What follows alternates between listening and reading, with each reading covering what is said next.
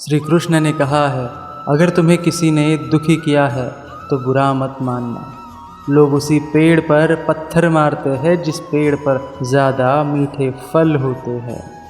अहंकार करने पर इंसान की प्रतिष्ठा, वंश, वैभव तीनों ही समाप्त हो जाते हैं। निर्बलता अवश्य ईश्वर देता है, परंतु मर्यादा मनुष्य का मन खुद निर्माण करता है। खाली हाथ आए खाली हाथ वापस चले जाओगे। आज तुम्हारा है, कल किसी और का था, परसों किसी और का होगा। तुम जिसे अपना समझकर मगन हो रहे हो, बस यही प्रसन्नता तुम्हारे दुखों का कारण है। अच्छे लोगों की कृष्ण परीक्षा बहुत लेता है, परंतु साथ कभी नहीं छोड़ता, और बुरे लोगों को कृष्ण बहुत कुछ देता है, परंतु साथ कभी नहीं देता। भगवत गीता में लिखा है, मन अंधा होता है, इसके पास अपना कोई ज्ञान नहीं होता। मन कुछ नहीं जानता और ना ही सही मार्गदर्शन करता है।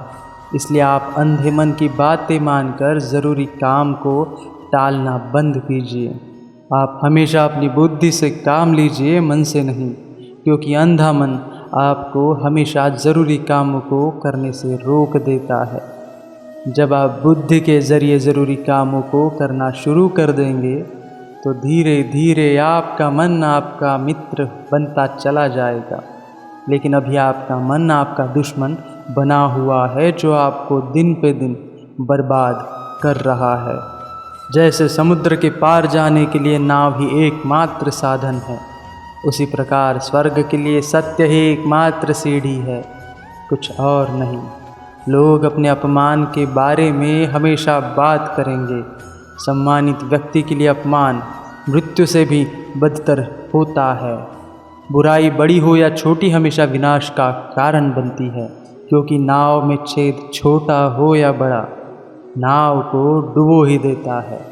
धरती पर जिस प्रकार मौसम में बदलाव आता है, उसी प्रकार जीवन में भी सुख दुख आता जाता रहता है। दुख बांटने से आधा होता है और सुख बांटने से दुगना होता है। केवल प्रेम के द्वारा ही तुम मुझे जीत सकते हो। सफलता खुशी की चाबी नहीं है, खुशी सफलता की चाबी है। आप जो कर रहे हैं उससे अगर आप प्यार करते हैं तो आप ज़रूर सफल होंगे। कभी ऐसा समय नहीं था जब मैं, तुम या ये राजा महाराजा अस्तित्व में नहीं थे। ना ही भविष्य में कभी ऐसा होगा कि हमारा अस्तित्व समाप्त हो जाए। कर्म का फल व्यक्ति को उसी तरह ढूंढ लेता है जैसे कोई बछड़ा सैकड़ों गायों के बीच अपनी माँ को ढूंढ लेता हो। सेहत के लिए योग और किसी की ज़रूरत पर सहयोग, दोनों से ही जीवन बदलता है। आंसू एक जीवन शैली का हिस्सा है, किंतु आगे आने वाली समस्या का समाधान नहीं। व्यक्ति को दुख होना उसके जीवन का एक हिस्सा है, किंतु जीवन भर पीड़ा का हृदय से लगाना आगे बढ़ने का समाधान नहीं। जो मनुष्य हार और जीत से परे होता है, वह दूसरों की जीत में भी आनंद का अनुभव करता है। आनंद बस मन की एक स्थिति है जिसका बाहरी दुनिया से कोई नाता नहीं। कर्म वो फसल है जिसे इंसान को हर हाल में काटना ही पड़ता है। इसलिए हमेशा अच्छे बीज बोए ताकि फसल अच्छी हो।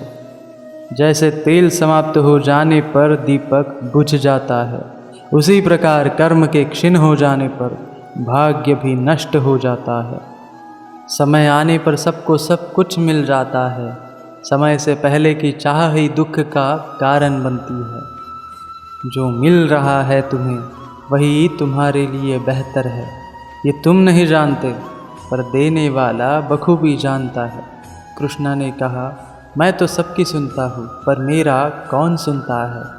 इंसान गलत कार्य करते समय बाएं दाएं आगे पीछे चारों तरफ देखता है, बस ऊपर देखना भूल जाता है। मन में संतोष होना स्वर्ग की प्राप्ति से भी बढ़कर है। संतोष ही सबसे बड़ा सुख है। संतोष यदि मन में भली भांति प्रतिष्ठित हो जाए तो उससे बढ़कर संसार में कुछ भी नहीं। जो मनुष्य हार और जीत से परे होता है, वह दूसरों की जीत में भी आनंद का अनुभव करता है। मनुष्य कितना भी गोरा क्यों ना हो, परंतु उसकी परछाई सदैव काली होती है। मैं श्रेष्ठ हूँ यह आत्मविश्वास है, लेकिन सिर्फ मैं ही श्रेष्ठ हूँ यह अहंकार। कर्म वो फसल है जिसे इंसान को हर हाल में काटना ही पड़ता है, इसलिए हमेशा अच्छे बीज बोए ताकि फसल अच्छी हो। परमात्मा ने आपको सबसे अलग बनाया है, इसलिए दूसरों के जैसा बनकर अपनी वास्तविकता को नष्ट मत करो। कुछ पाना है तो खुद पर भरोसा कीजिए, क्योंकि सहारे कितने भी सच्चे और अच्छे क्यों ना हो, साथ छोड़ ही जाते हैं। अगर पसंद आया हो तो लाइक एंड शेयर ज़रूर करें और शुभवाणी को सब्सक्राइब अवश्य करें। Thank you so much. धन्यवाद। जय श्री कृष्ण।